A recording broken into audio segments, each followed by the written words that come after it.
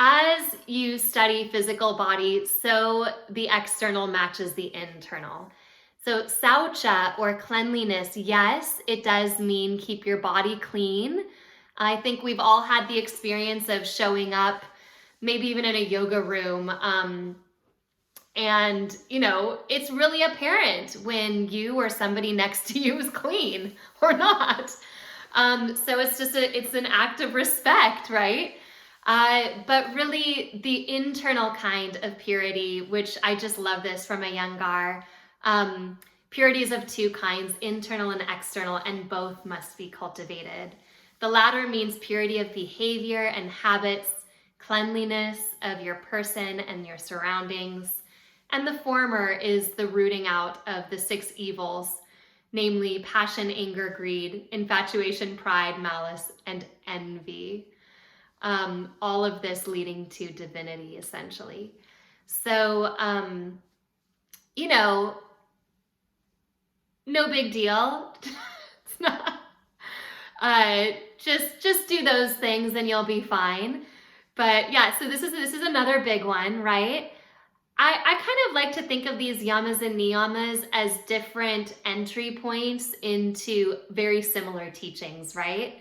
I mean, you could make some arguments for even some of the yamas that lead us to the same place as saucha here.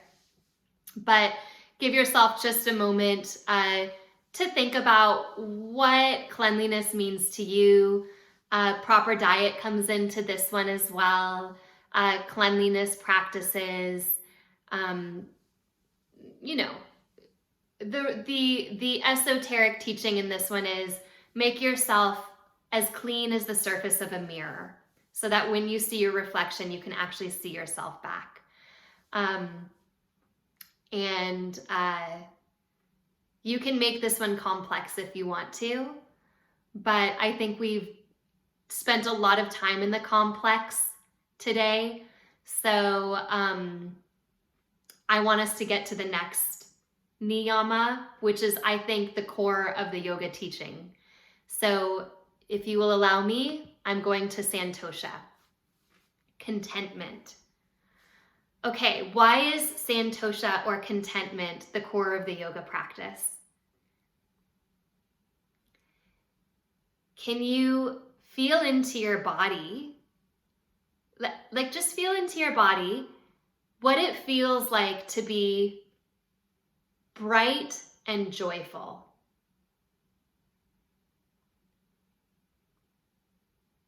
And then feel into your body what it feels to be depressive, anxious, upset, agitated. They're both stimulated, aren't they? They're both stimulated states. The yogi is going for neither. And they're not interested in those bright, big emotions. What the yogi would say is contentment, right? Contentment is the bedrock. So contentment is something that is quiet. It doesn't ripple the lake. It's just a softness behind the eyes, a softness at the core of the heart that doesn't actually consume energy, right? I find Santosha to be, for me, just like one of the greatest gifts of the yoga practice is cultivating contentment. It doesn't mean that things have to be right in some way that I think it should be. Because you can actually be pretty agitated and still be anchored in Santosha. And I know that's complex, but there is a place where Santosha becomes the ground.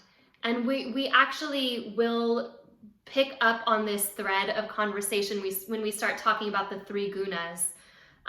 Sattva, or being sattvic, is very similar to Santosha. because it's a kind of inner contentment and peace. And then you have like the big brightness, which is pitta, and then you have like the inertia and the heaviness, which is tamas, which, we're going to have a whole lecture on this down the road. But to me, what's amazing about both Santosha and Sattva is that they actually saturate into, it's possible for them to saturate into all of the bigness out there, right? So you don't have to be like, oh my gosh, I just got super agitated. Now I'm going to have to deal with that. You can actually stay present in the bigness of your emotions. And that's a big difference between being carried away on that train of emotion, right? So contentment within the full spectrum of your humanness, that's the invitation. Let's take a 2-minute meditation on Santosha. So just sit up straight. Find your spine upright. Close your eyes.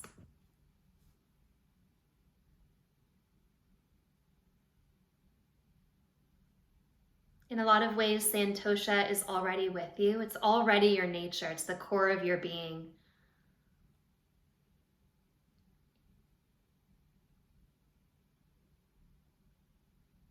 One of the later yoga texts talks about the 5 possible states of consciousness. This comes out of the tantric lineage. It's called the Recognition Sutras. And in the Recognition Sutras, it states that consciousness has these 5 abilities. The ability to create, maintain, and destroy. I think we're aware of those 3. That's life. Creation, maintenance, destruction, in a constant cycle of time and form and matter, substance. Everything works on that cycle. But consciousness can also forget itself, and it can remember itself.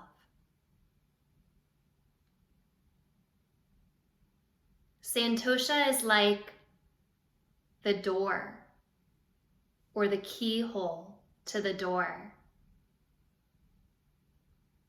that when you enter into that Santosha practice, you are entering into your remembering of yourself. And can you see that when you remember yourself, it really has no impact on the other movements of consciousness, creation, maintenance, destruction, even the forgetting here and there. It's already there, it's underneath, it's behind, it's through, it always was. It can't be changed. It can just be invited back in as you're remembering.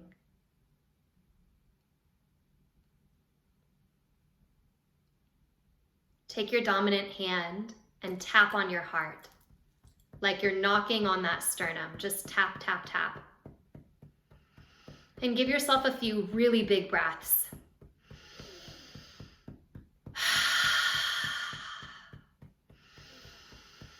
The breath is creating, it's maintaining, it's destroying.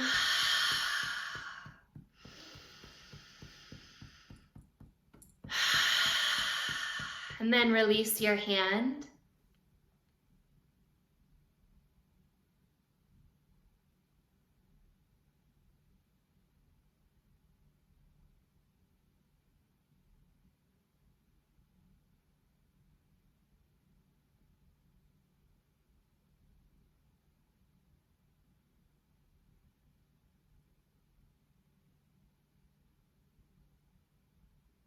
Don't reject anything, just become sensitive to it.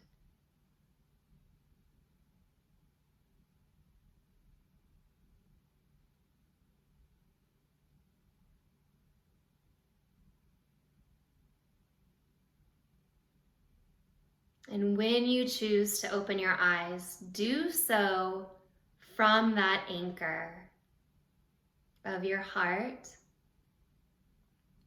and of that inner contentment that is always there if you choose to remember it.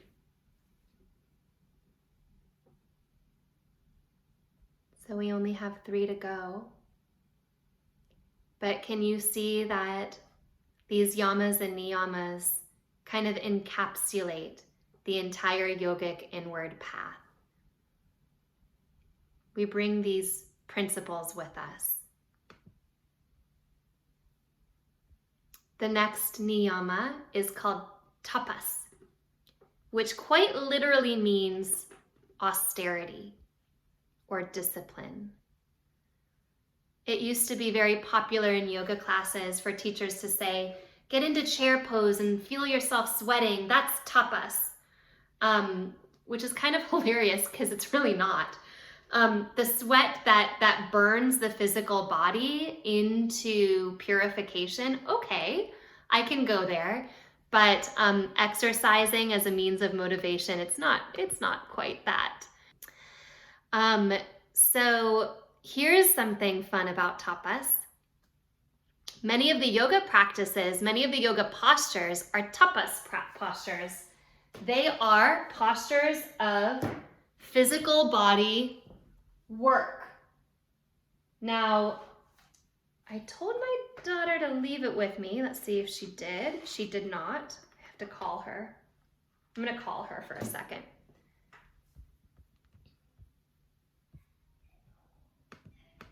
Because she drew a tapas posture. So original yoga asana was actually tapas practices. And some of the oldest yogi drawings or encounters, I believe Alexander the Great, even when he went through, recorded people standing in midday sun and, one sec. And literally sweating and burning their bodies. The video's on. She just got out of the shower. Thank you. Standing in the midday sun, it's, self-torture basically. I'm not going to go that far and call it that actually, because it's for spiritual purposes. And when you hang out with some of these sannyasis, some of these adepts, the power around them is intense. There are guys in India, tapas practitioners, who have literally been standing in the same posture for 30 years. Or hanging upside down, they call this bat pose. Isla looks like she's having fun in this pose, but try doing this for 30 years. That's tapas, okay? So there you go. Thank you. She was drawing that the other day and I was like, I need to keep that. Can I have it, please? So that's tapas, right? It is the austerity, the practice, the dedication to your practice that ignites the inner fire of spiritual power. And some of these people have a lot of power.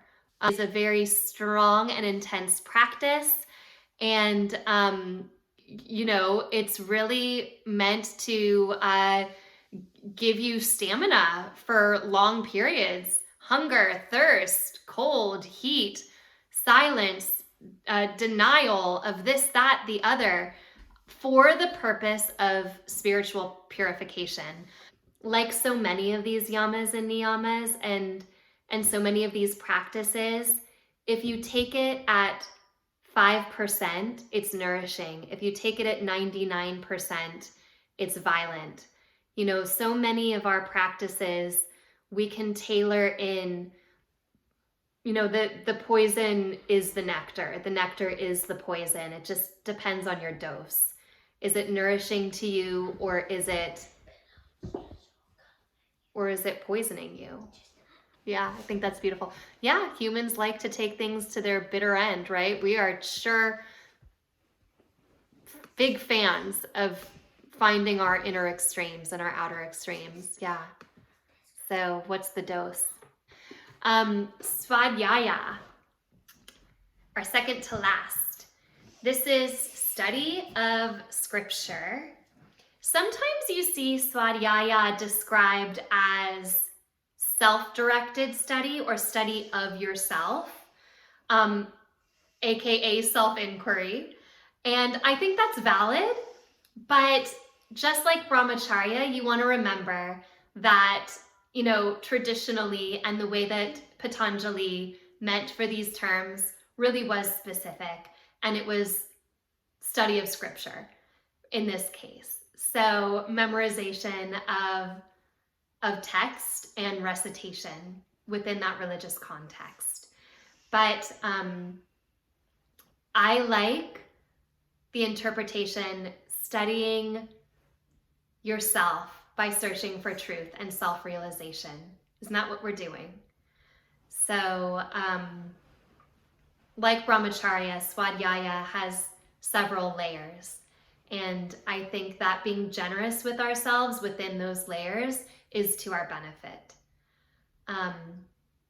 So keep practicing, keep studying. There is no line at the end of the road where when you cross it, you're like, I'm done. Some of us think that.